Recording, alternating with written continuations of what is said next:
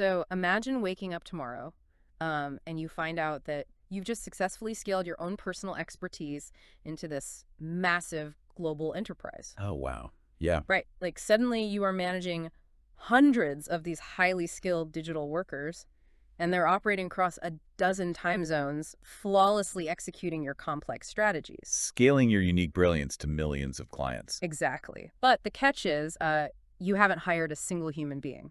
Right.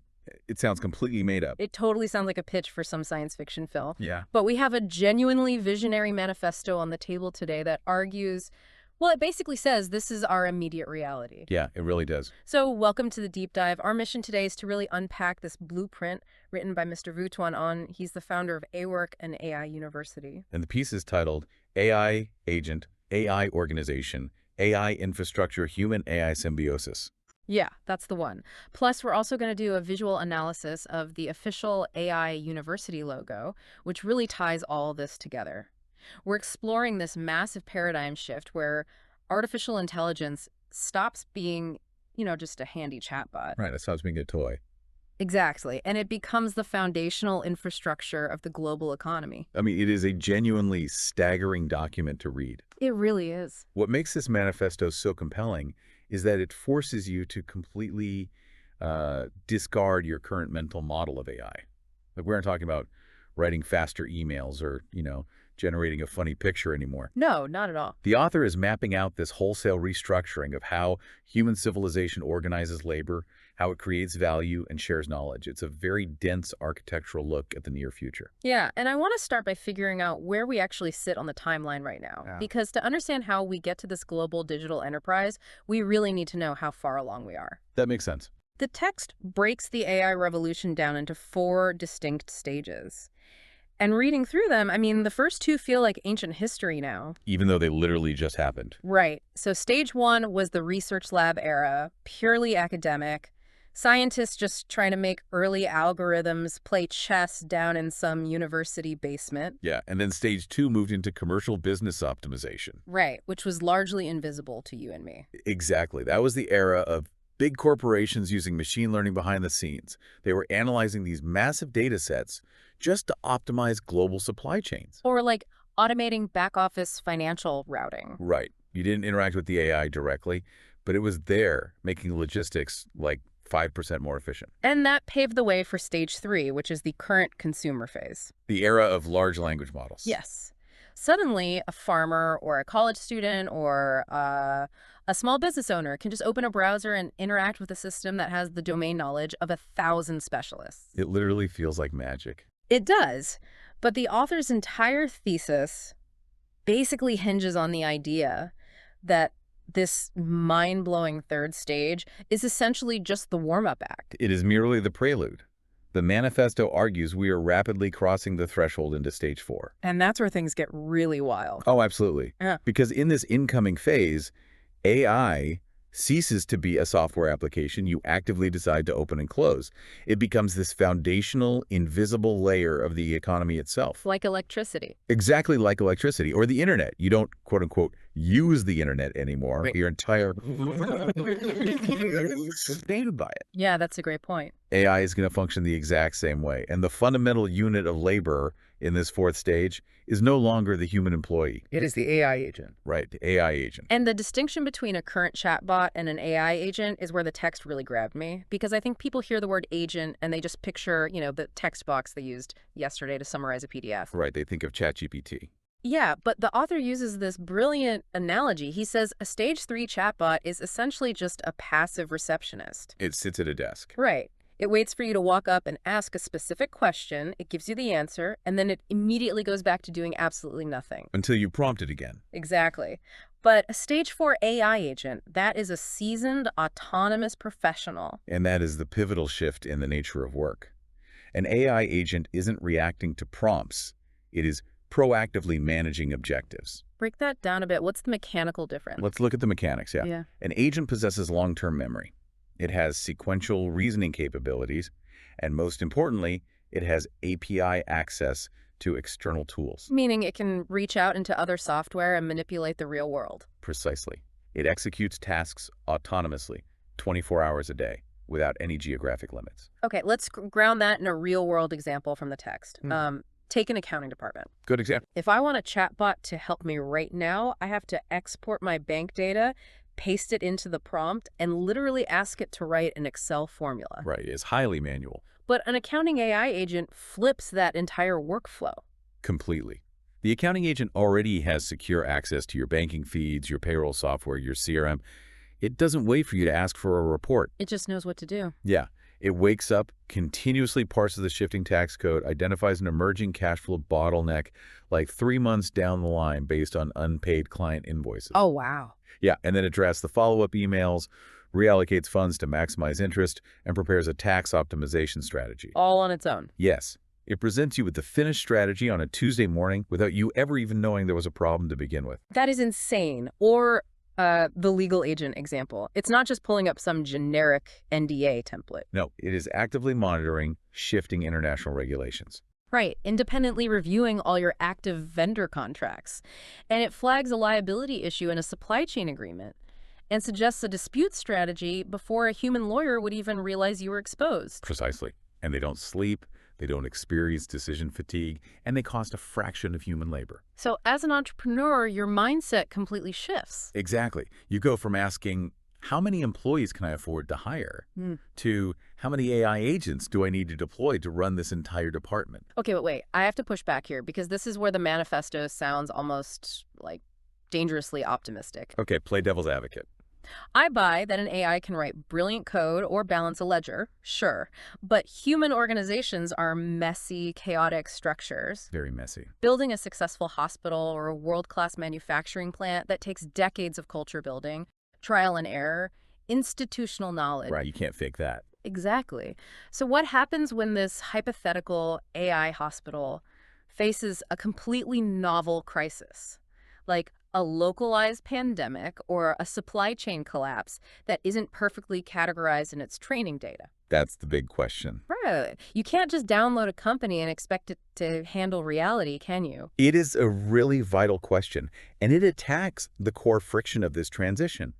We are deeply conditioned to believe that organizational maturity requires the slow passage of time. And the accumulation of human scars. Yes, but the manifesto addresses this through these concepts of AI organizations and AI infrastructure. Yeah. You aren't just downloading a static piece of software. So what are you doing? You are leasing a dynamic, pre-configured operational framework that is constantly communicating with global data. Okay, but how does a language model actually enforce a complex workflow in the physical world? By not acting alone, future founders will simply select an organizational model. Let's use the author's example of AI world-class manufacturing. Okay, I remember that part. You don't spend 5 years hiring consultants to teach your workers lean manufacturing or Six Sigma principles. Yeah. You lease the AI manufacturing organization. And it comes pre-integrated with those world-class standards. Exactly. But it enforces them through physical sensors and real-time data parsing. The AI isn't sitting in some server room guessing. It's plugged in. It is directly connected to the vibration sensors on your robotic arms and the thermal cameras on your assembly line. So it's digesting physical reality in real time. Yes. You deploy a plant manager agent and a total productive maintenance agent, and they are continuously parsing that sensor data. So when the AI detects like a microscopic thermal anomaly in a machine, Something a human inspector wouldn't see for 3 weeks. right, it doesn't just send an alert. No, it proactively orders the replacement part. It schedules the maintenance downtime for the least disruptive shift. And reroutes the supply chain to compensate. Exactly. It handles the novel crisis by leaning on a global database of how similar anomalies were resolved across millions of other facilities. Wow. And the economics of running this invisible digital infrastructure are just fascinating. Because you'd think only a mega corporation could afford this level of intelligence. You would think so, yeah. But the author introduces this pay-as-you-go token economy. Right. The digital token becomes the fundamental unit of energy in this new economy. It is literally the new kilowatt hour. Which changes everything. It does. You don't need $1 billion of capital to build a massive data center. You connect to global AI infrastructure, just like plugging a lamp into the wall. So every time your quality control agent analyzes a thermal image or your marketing agent generates a global campaign, it just burns a microscopic fraction of a token. You only pay for the exact volume of intelligence you consume. which democratizes world-class operational performance, like the operational perfection that took multinational corporations 30 years to It's build. now available to a 3-person startup. Just for the cost of computing tokens. That's wild. The moat around execution completely disappears. Which naturally leads to the most terrifying question for anyone listening, right? If we have perfectly efficient digital workers operating 24 hours a day. And we have instant pre-configured digital enterprises running on world-class global standards. Yeah. Is there any room left for human beings? If the AI organization executes flawlessly, why do they need you or me? That is the absolute crux of the entire manifesto. And it introduces the fourth and undoubtedly the most vital architectural layer. Human-AI symbiosis. Yes. Because while an AI agent can process infinite amounts of data and execute logic perfectly, it fundamentally lacks the one thing that actually drives human civilization forward. Lived experience. Precisely. AI does not possess biological intuition. Think about a veteran university president. Right, they've survived budget crises. They've navigated incredibly nuanced human politics. They've learned from painful, very public failures. Or a seasoned CEO who has developed a gut instinct for leadership in highly uncertain, chaotic environments where the data is just missing. Exactly. AI cannot organically generate the scars, the empathy, and the wisdom of lived human experience. It only knows what has been recorded. You know, we have a visual analysis in the source material today that actually illustrates this concept beautifully. The logo, yes. It's the official logo for AI University. If you picture a regal traditional crest, it's colored in deep maroon and gold. Very classic academic colors. Right. And at the bottom of the shield is an open book, which is the universal symbol for classical learning. But rising above the book is a human brain. Yeah, and the brain is split down the middle. Both the left and right hemispheres are drawn to look like interconnected circuit board nodes. It is such a striking visual metaphor. It really is, especially when you read the tagline beneath it. It says, human knowledge powered by AI. That sums it up perfectly. Looking at that logo, the whole thesis just clicks into place. This isn't a story about the circuit board replacing the biological brain. Not at all. It is about digitizing and amplifying human wisdom. That is the essence of human-AI symbiosis. The author provides this brilliant example of a top-tier semiconductor professor from Taiwan. I love this example because in our current paradigm, no matter how brilliant her mind is, she is bottlenecked by the laws of physics. She only has 24 hours in a day. Right. She can only teach a few hundred students in a physical lecture hall each year. Her impact is strictly limited by her biological capacity. So, under the symbiosis model, how does she break those physical limits? She creates a sleet of AI agents, but she doesn't just train them on the raw data of semiconductor physics. Because any AI already has that. Exactly. She trains them on her. She inputs her specific teaching methodology, her research intuition, the unique pacing she uses to explain highly complex concepts. And like the personal real-world anecdotes she uses to make the material actually stick. Yeah. So it's less like buying her a digital megaphone where she just broadcasts one lecture louder, and it's more like, Oh, well, like cloning an entire symphony orchestra where she's the conductor. that's a beautiful way to say it. She isn't broadcasting blindly. She is splitting her expertise into 1 million personalized tutors, Each agent carries the specific essence of her genius. but adapts in real time to the specific student sitting in front of it anywhere in the world. That is exactly the mechanism. Yeah. Humans transition from being the manual executors of tasks to becoming the source code. We become the visionaries and the trainers for these AI ecosystems. But this completely shatters how we think about the economy and just how we get paid. Oh, it upends everything. Because right now, most of us trade our time for money. I work an hour, I get paid for an hour. If exceptional individuals can amplify their expertise globally through these agents, how does the labor market function? It forces a transition from the app store economy to the agent store economy. And this is where the financial realities of the manifesto become pretty stark. Let's define the difference for a second. We all understand the App Store. I go to my phone, I download a piece of software, and I use that software to help me do a task better. Right. But in an agent store, you are not downloading software to use. You are renting an autonomous intelligence. Ah, okay. You are gaining direct access to agents built upon the synthesized expertise of the world's leading professionals. Let's say a CEO has successfully turned around 3 failing manufacturing companies. Okay. She can commercialize her specific leadership framework, her risk assessment matrix, and her crisis management style by putting her customized management agent on the store. So instead of a struggling company hiring some incredibly expensive consulting firm, they just rent the CEO's digital brain by the hour to analyze their business. Exactly. Or an exceptional litigator rents out his legal agent.